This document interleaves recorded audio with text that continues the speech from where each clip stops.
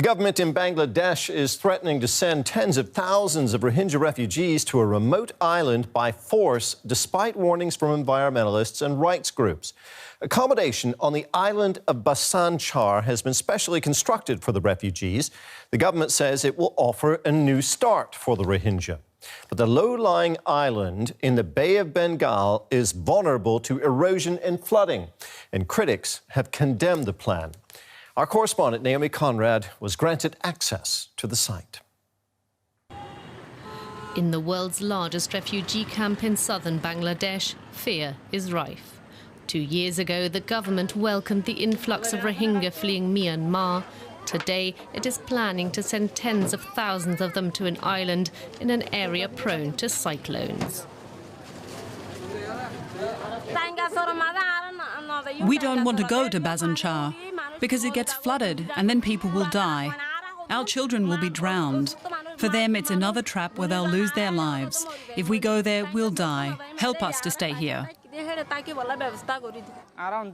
We lost our parents and came here to save our lives. Don't send us to Bhasan Char. Just kill us here.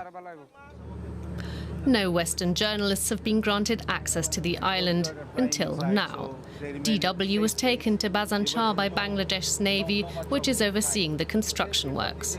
Throughout our stay, we were accompanied by naval officers. It took us 3 hours to reach Bhasan Char on a naval ship. The sea was choppy, but relatively calm for this time of the year.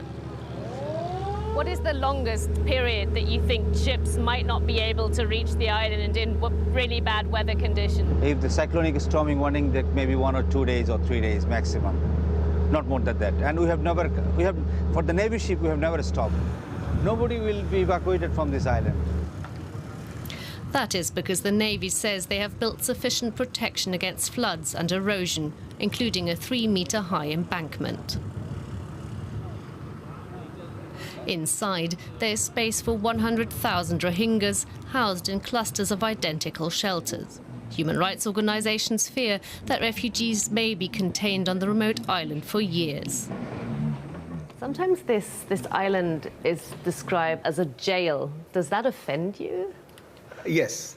The question is the people who makes comment like floating island, unsafe island. Yes, they don't understand the island, they didn't see the island, and they don't know about the hot facility we are providing. The island's 120 cyclone shelters can be used as hospitals, primary schools and community centres.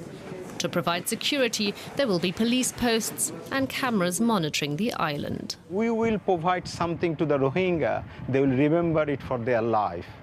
And it's in the crisis, we help them. If they come here, it is paradise for them. It's no doubt about that. From what we've seen, conditions here do seem to be better than in Cox's Bazar. But questions remain around what daily life might be like. Will there be secondary education for young people? What will they do all day? Can the refugees earn their own living? And will they be able to leave the island without a special permit? And of course, what happens here when a cyclone hits? Bhasan Char didn't exist 20 years ago. Islands in the Bay of Bengal are formed by sediments and make up an ever-changing ecosystem. We showed the footage we took to an expert in sea erosion. Bhasan Char, এইটার এখনো ভৌগোলিক অবস্থা খুব নাজুক. It's geographically fragile, so it can be eroded, it can be washed away, because a sandy island or char needs at least 2 to 3 decades to be permanent.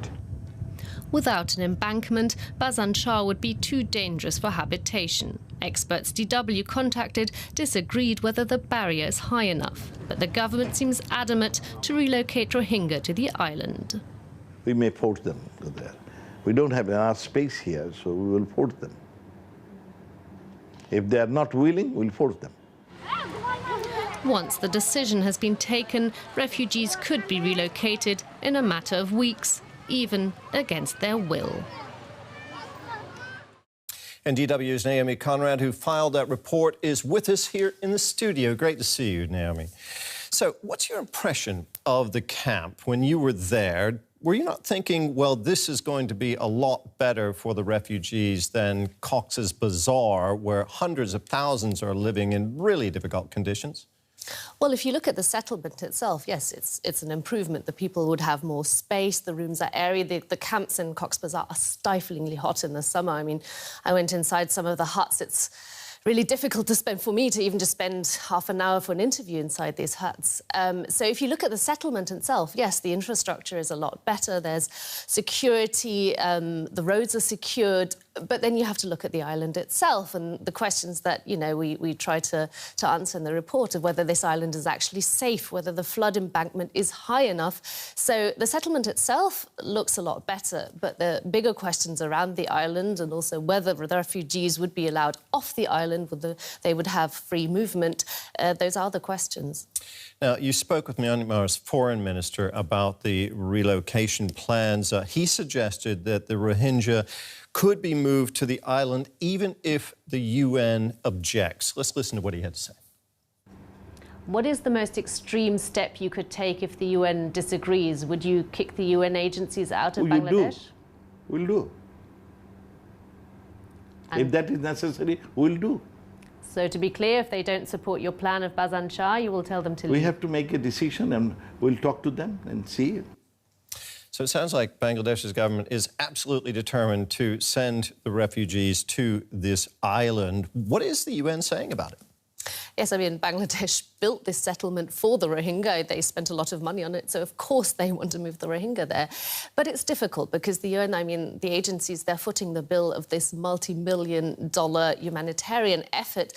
At Cox's Bazar. At Cox's Bazar. So they depend on international donors to feed the refugees, to provide schooling for the refugees, to you know, provide all the basic healthcare, all the basic necessities that the refugees need. So it would be incredibly difficult to force the refugees to leave against the UN's wishes. It's a difficult situation, diplomatically very sensitive at this point. Apparently, a number of the refugees really are saying that they do not want to go to the island. They are afraid to go there for the reasons that you mentioned. Well, if not enough volunteers are found among the refugees, how would the government go about forcing them to go?